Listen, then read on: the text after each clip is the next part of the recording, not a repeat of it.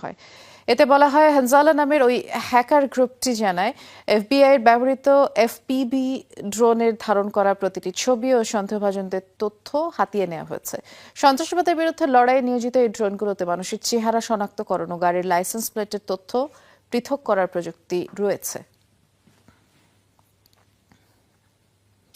Hormuz প্রণালীতে বিভিন্ন জাহাজকে লক্ষ্য করে আবারও ড্রোন হামলা চালিয়েছে ইরান। তবে সবগুলো ড্রোন ভূপাতিত করার দাবি জানিয়েছে মার্কিন বাহিনী। বিবৃতিতে মার্কিন সেন্ট্রাল কমান্ড জানায়, কয়েক ঘণ্টা ধরে ইরানের পক্ষ থেকে একাধিক ড্রোন ছোড়া হয়, যেগুলো হরমুজ প্রণালীতে চলাচলরত বাণিজ্যিক জাহাজের জন্য হুমকি তৈরি করেছিল। মার্কিন বাহিনী দ্রুত পদক্ষেপ নিয়ে ড্রোনগুলো ধ্বংস করে এবং ড্রোন হামলার চেষ্টা সত্ত্বেও হরমুজ প্রণালীতে জাহাজ চলাচল স্বাভাবিক রয়েছে বলেও জানানো হয়েছে। এর আগে ড্রোন হামলার জবাবে মার্কিন বাহিনী ইরানের কয়েকটি উপকূলীয় নজরদারি রাডার স্থাপনাতেও হামলা চালায়।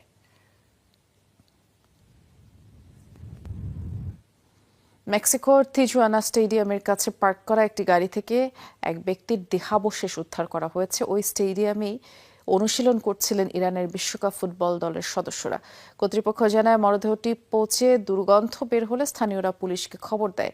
পার্কিং লটে থাকা একটি গাড়ি থেকে মরদেহটি উদ্ধার করে পুলিশ। কর্তৃপক্ষ জানায়, লাশটির শরীরে অসংখ্য আঘাতের চিহ্ন পাওয়া গেছে। নিরাপত্তাজনিত কারণে